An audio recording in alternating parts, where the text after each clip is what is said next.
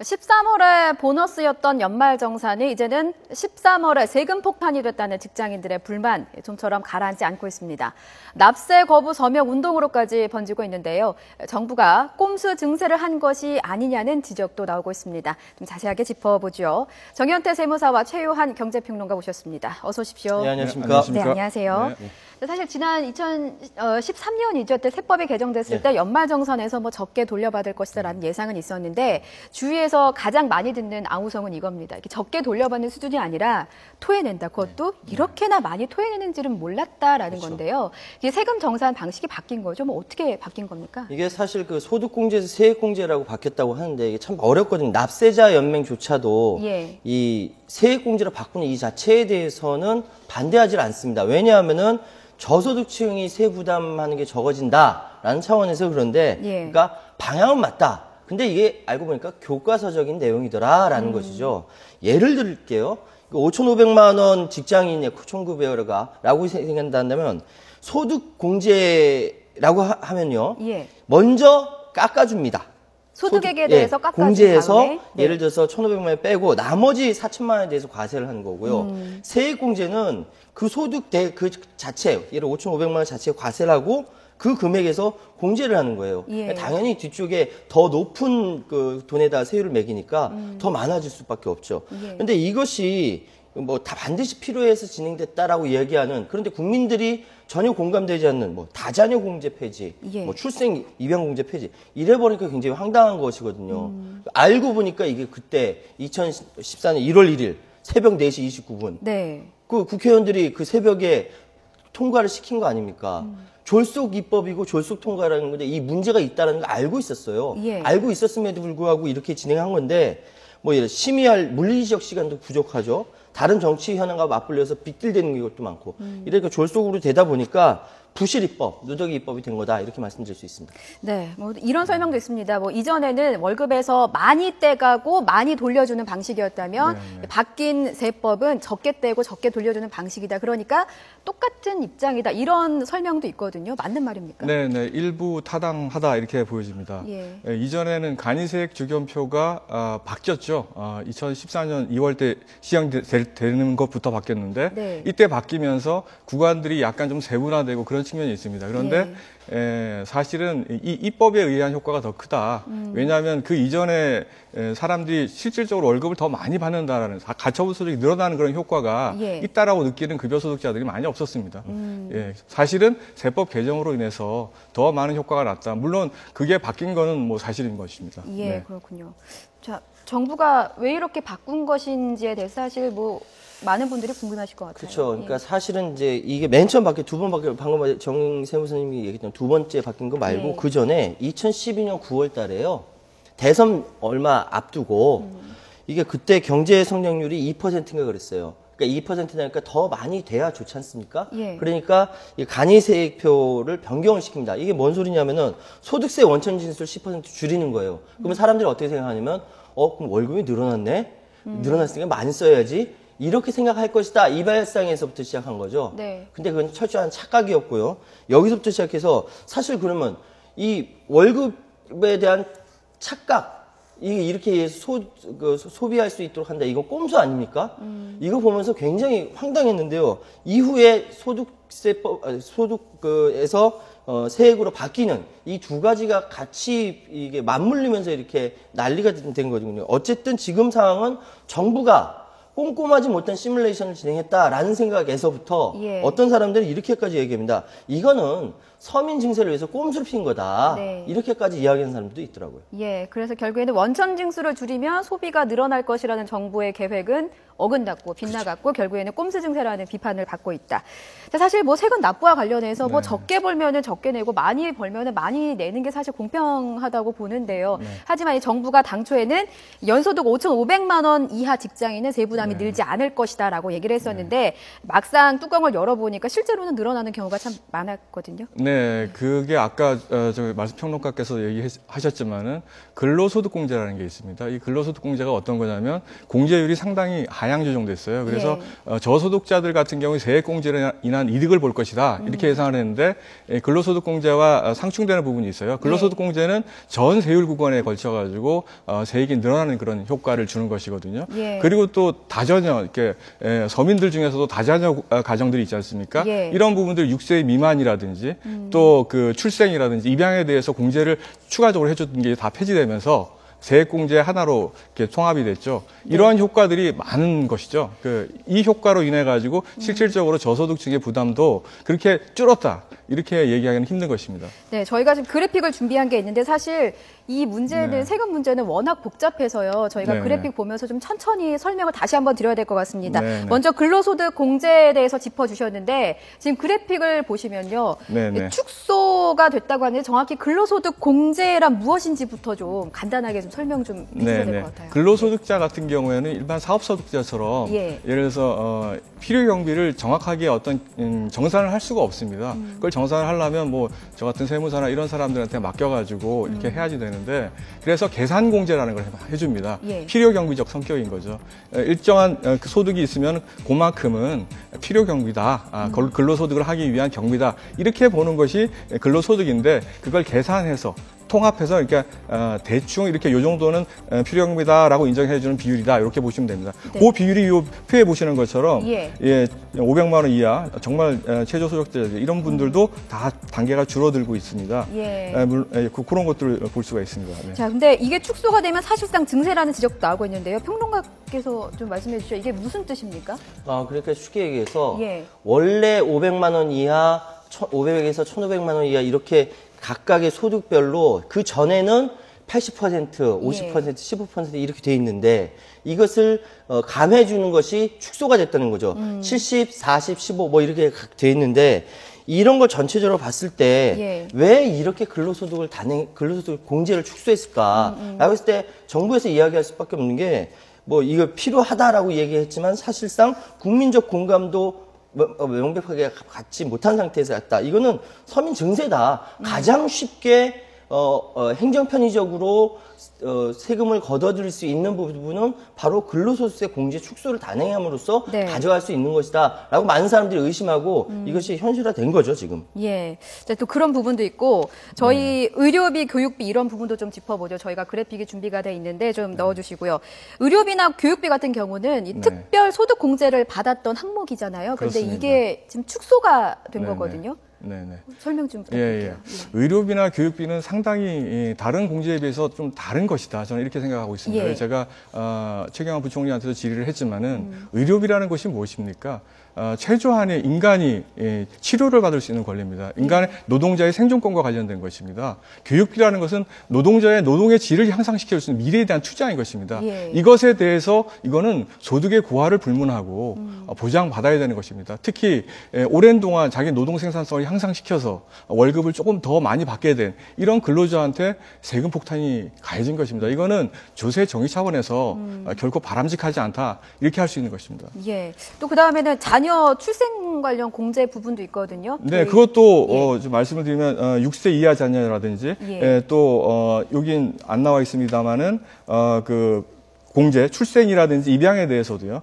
이런 부분들이 다 폐지가 되고 다자녀 세액공제로 하나로 이렇게 통합되면서 많이 줄었다는 겁니다. 그래서 이번에 최근에 이제 반발 여론이 너무 거세지니까 정부 여당이 이제 보완책을 내놓은 게 이런 다자녀 추가 공제를 세액공제를 하겠다. 6세 이하에 대해서도 좀 세액공제율을 높여주겠다. 뭐 이런 입법들이 이루어지고 있는 걸로 지금 생각하는데 구체적인 어떤 부분, 구체적으로 얼마를 어떻게 해주겠다 이런 대책은 나오지 않습니다. 단지 봐가지고 면밀히 분석을 해가지고 이제 하겠다 이런 정도의 이제 대책이 나오고 있는 것이죠. 네, 말씀 들어보면 졸속으로 처리될 수 있는 가능성이 또 높아지는 거 아닙니까? 그렇게 되면? 그러니까 방금 그래픽 보시면 200만 원 공제 폐지됐다는 건요. 이번에 폐지됐다는 거고 조만간에 또 다시 반발 여론이 너무 심하니까 다시 그림을 보시듯이 다시 부활할 것이다라는 이야기가 나오고 있습니다. 이외에도 다른 것들도 많이 나왔죠. 이렇게 되는 거는 뭐냐면은 쉽게 얘기해서 중산층 내지 지지 기반 탄탄하게 지지 기반 될 수 있는 이 부분들에 대해서 그러니까 그 건드리니까 사람들이 폭발했지 않습니까? 예. 이거 다시 땜질식으로 다시 봉합하려고 하는 건데 그럼 나중에 봉합했다가 거기서 또 여론이 안 좋으면 또 다시 뭐 이렇게 수정을 할 것인가요? 그러니까 이 부분은 정말로 예를 들어서 그 그래픽에서 보시다시피 한 명당 소득 100만 원이나 다자녀 100만 원 추가 공제해서 이번에 한 명이 15만 원, 20만 원 줄여서 했다. 예. 그럼 여기에 대해서 왜 줄여서 했는가에 대해서 공청회를 하든지 공론화 시켜가지고 합의를 통해서 진행해야 되는데 그것이 아니라 정치권 자기 이 상황에서 어떻게 하면은 좀 덜 저항을 받으면서 증세를 할 것인가에 대해서 고민하다 이런 그 실수가 나온 거죠. 이렇게 나온 건데 이 부분은 나중에 철저하게 왜 이렇게 된 건지 해명을 해야 합니다. 국민도 분노하니까요. 네. 근데 사실 여론 합의 없이 뭐 독단으로 처리해서 이렇게까지 커졌다라고 말씀하셨는데 사실 세법을 이렇게 바꾼 거는 여야가 합의한 사항이잖아요. 그렇죠. 네. 네. 근데 이때는 그렇게 큰 뭐 문제가 없었던 겁니까? 예상하지 못했을까요? 아니죠. 그게 아니라 그때 이제 나성린 그 새누리당 그 정치 부의장도 예. 문제가 있다라고 하고 이거 가지고 한 달 동안 옥신각신을 했어요. 네네. 근데 지금 상황은 뭐냐면은 우리가 생각을 잘못했습니다. 다시 하겠습니다 해가지고 정말 며칠 만에 5가지 대책을 내세웠지 않습니까? 예. 근데 이거를 보니까 참 답답한 것이 이전에 문제가 있다라는 거 수도 없이 이야기가 됐음에도 불구하고 밀어붙인 거고 예. 야당 같은 경우는 우린 반대했어가 아니라 나중에 합의를 해줬지 않습니까? 그래놓고서 막 밀어붙이는데 어쨌든 지금 상황은 국민들 전체가 다 분노하고 있는 상황이고 예. 이 상황에 대해서 왜 우리나라 국회는 이것밖에 되지 않는가? 예를 들어서 미국 얼마 전에 오바마 대통령이 연설할 때 당당하게 그 증세한다라고 이야기하면서 박수 받았는데 우리도 그렇게 할 수 있지 않은가라는 생각이 들거든요. 예. 볼 때마다 답답해지는 거죠. 예. 예. 제가 추가적으로 말씀을 드리면은 예. 최근 이제 기업 환류 세제라고 그래가지고 사실상 자본 이득에 대한 그러니까 배당 소득에 대한 감세를 추진했어요. 예. 근데 이와 대비해서 근로소득자들한테 사실상의 증세를 했단 말입니다. 그러면 물론 자본 이득을 가진 사람들에 대해서 감세를 추진해서 우리나라 경기가 활성화되면 너무 좋은 일이죠. 네. 근데 왜 하필이면 근로소득자들한테 이런 부담을 지우는 것인가? 왜 근로소득자 주머니에서 돈을 빼가지고 자본 이득을 가진 사람들한테 주는가? 가난한 사람의 주머니를 털어서 부자인 사람, 자본 이득이라는 게 주식에 투자하는 이런 사람들, 근로소득을 얻는 사람들 아니겠습니까? 예. 이런 분들한테 이것들이 오버립 되면서 정말 국민 여론이 악화되는 것이죠. 예. 저희가 그 정부와 여당이 보완책을 내놓은 사안들에 대해서 좀 살펴봐야 할 것 같아요. 아까 그래픽이 좀 준비가 돼 있었는데 그 그래픽 좀 보여주시고요. 반발 여론이 거세니까 뭐 이런 보완책을 내놨습니다. 네. 뭐 설명을 좀 부탁드릴까요? 예, 그 그래픽 보여주시죠. 지금 예. 자녀 관련돼서는요 세액공제를 상향 조정한다. 다자녀 가구 경우. 왜냐 이전에는 아예 폐지를 했었지 않습니까? 예. 그런 부분들이 있고요. 출산 입양이 그 전에 200만 원이었는데 아예 폐지했는데 다시 재도입하는데 부활하는 겁니다. 예. 독신 근로자. 그러니까 독신 근로자로서는 혜택받을 수 있는 부분이 별로 없기 때문에 이 부분에서 싱글세다. 결혼 안 한 미혼 직장인들 세금 폭탄 받는다 분노 많이 하기 때문에 예. 이거 12%에서 15%인가 이거 상향 조정한다. 예. 얘기하고요. 연금보험료 마찬가지로 세액공제를 통해서 확대한다. 연말 정산 보완책이라고 이렇게 나왔고요. 예. 나중에 분할 납부까지 세금 남은 분할 납부까지 해서 5가지 부분을 내세웠습니다. 근데 이 부분이 얼마나 국민들 마음에 와닿는지는 좀 더 두고 봐야 될 것 같습니다. 네. 소급 적용이 된다고 하면요. 5월에 연말정산 다시 한번 해야 되는 겁니다. 예, 기존의 시스템을 활용할 수 있을 겁니다. 종합소득세, 그러니까 연말정산을 잘못된 분들은 종합소득세 5월 말까지 예. 그 기간 동안에 다시 재계산을 할 수 있는 입법적인 시스템이 있었기 때문에 네. 이걸 활용하겠다는 계획인 것 같습니다. 보완책으로 세금을 돌려받더라도요. 일부 아까 네. 조금 짚어주셨지만 네. 세금을 많이 낸 고소득자만 혜택을 입을 것이다. 이런 전망도 있는데 어떻게 그거는 그럴 것 같지 않습니다. 어차피 지금 나온 안들을 보면 세액공제를 손질하는 선이기 때문에 결국은 고소득자들은 사실상의 세금을 그대로 부담하고 사실상 제가 말씀드렸듯이 이번 개혁에 사실상 정말 반영했어야 될 부분이 교육비나 의료비 이런 공제들이거든요. 예. 이런 것들이 빠진 상태에서 다른 여러 가지 물론 다자녀 공제라든지 이런 부분들을 보완하겠다라는 측면은 예. 우리나라가 진짜 인구 억제 정책으로 가는 듯한 어떤 세법 정책을 내놨다가 예. 지금은 이제 바꾸겠다 이런 거 아니겠습니까? 이런 거는 뭐 당연히 환영할 일이지만 사실은 몸통이 빠지고 깃털만 지금 어떻게 바꿔보겠다 이런 얘기처럼 들려가지고 예. 저 같은 조세를 연구하는 사람 입장에서는 상당히 좀 아쉽다 이렇게 평가가 됩니다. 네, 어떻게 보세요? 아니 그러니까 사람들이 굉장히 황당한 게 아이 많이 나와서 애국하고 싶다라고 얘기하는데 아이 많이 낳은 거에 대해서 전혀 공지 안 해주고 이렇게 되면은 사람들이 정부 정책에 대한 신뢰가 떨어진다는 것이죠. 예. 믿음이 없다라는 것이죠. 손바닥 뒤집들이게 바꾸는 거에 대해서는 문제라는 생각이 드는데 그럼에도 불구하고 전체적인 방향, 그러니까 소득공제에서 세액공제로 가는 방향은 맞다. 근데 예. 왜 악마는 디테일에 있다고 좀 디테일하게 세분하게 잘 이렇게 하지 못하는가. 이런 상황이 보니까 사람들이 아 이거는 일부러 증세하려고 하는 거였어 라고 이야기할 수밖에 없는 것이죠. 예. 여기 정말 요 담당자 하시는 분들 요거는 반성하셔야 되고요. 국민들한테 사죄해야 된다고 생각합니다. 이게 꼼수 증세다라는 비판을 받는 이유 중에 하나가 예. 사실 아까 짚어주셨지만 사실 국정 철학이 크게 반영이 되지 않고 여론의 향방에 그렇죠. 따라서 뭐 세금을 갑자기 뭐 폭탄을 줬다가 다시 뭐 돌려주기도 하고 이런 문제가 있기 때문이 아니겠습니까? 그러니까 저 시중에 어떤 이야기가 있냐면요. 예. 증세 없는 복지라는 이야기에서 증세 콤마 없는 복지. 그러니까 복지는 없는데 증세만 있다. 이런 우스갯소리도 있어요. 예. 그러니까 이게 뭐냐면은 맨 처음 시작은 증세 없이 복지를 한다라는 여기서부터 시작이 된 겁니다. 프레임은 그렇게 돼 있고요. 그러니까 예. 야당에서 계속 여당에 대해서 서민증세 해서 프레임 짜서 공격을 하고 있고 이것이 혼란이 오고 있는 것이고요. 예. 그래서 저는 지금 상황에서 지금 또다시 바꿨는데 거기에 대해서 또 국민들이 분노하고 하면 또 바꿀 겁니까? 또 나와서 또 죄송하다고 하고요. 그렇기 때문에 이제는 국민들도 증세를 하면은 어느 정도 감안을 해야 된다라는 여기까지 와 있는 인식 수준은 됐다고 생각하거든요. 예. 그럼 여기에 대해서 정치권이라든지 전체적으로 공론화 작업이 필요 있지 않은가. 여기서 빠질 수 없는 거는 552조의 사내 유보금을 갖고 있는 기업들이라든지 이런 법인세 인상에 관련된 법인 세율 인상에 관련된 건 꼭 네. 있어야 된다라고 말씀드리겠습니다. 법인세율을 말씀하셨는데 사실 이 법인세는 뭐 절대 못 올리겠다라는 말을 하면서도 월급쟁이들의 유리지갑만 노린다라는 비판이 있었잖아요. 네, 그렇습니다. 네, 네. 어떻게 예, 실제로 법인세율을 사실을 올리면은 예. 기업 환류 세제라는 게 가동이 될 이유가 없습니다. 왜 그러냐면 기업들이 법인세가 올라가면은 예. 당연히 기업에다가 돈을 유보하려고 하지 않을 겁니다. 그런데 사실상 경제 활성화라는 명분 하에 법인세율을 낮춘 거거든요. 예. 그러면 어쩔 수 없이 그렇게 했다라고 하면 예. 제가 아쉬운 거는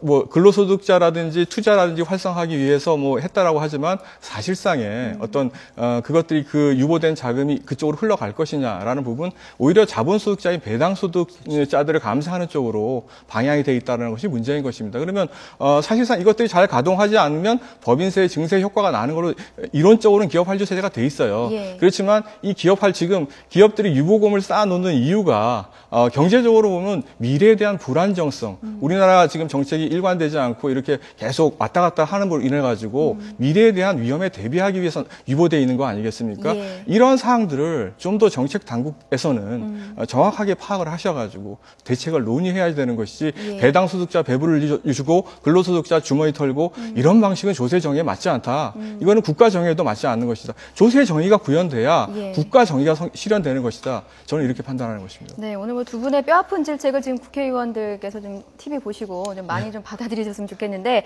4월에 뭐 여야가 합의를 해야 됩니다. 아직까지 뭐 그렇죠. 이견이 조율된 거는 이렇게 많지가 않아서요. 어떤 부분이 가장 반영이 됐으면 좋겠는지 좀 한 말씀.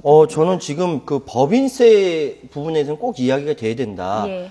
그 GDP 대비 우리나라가 뭐 4%라 뭐 현재 4%이기 때문에 무슨 뭐 4위라고 뭐 얘기인데 그게 아니라 예. 정확히 얘기하면 법인세 부담을 따질 때는 법인세율로 이야기해야 되죠. 예. 법인세율로 얘기한다면 최고세가 지금 22%, 예. 우리 OECD 회원국 가운데서도 중간밖에 안 된다는 겁니다. 이렇게 이야기해야 되죠. 미국 1등 35% 하는데 중간밖에 안 된다면 법인세율에 대해서 정확하게 이야기해야 되죠. 예. 저기 더군다나 이번에 법인세를 올린 나라가 없다라고 안종범 경제수석이 얘기했는데요. 예. 아이슬란드, 이스라엘, 룩셈부르크, 칠레, 멕시코, 포르투갈, 슬로바키아 인터넷 쳐보면 이게 다 올라가는 거 나오거든요.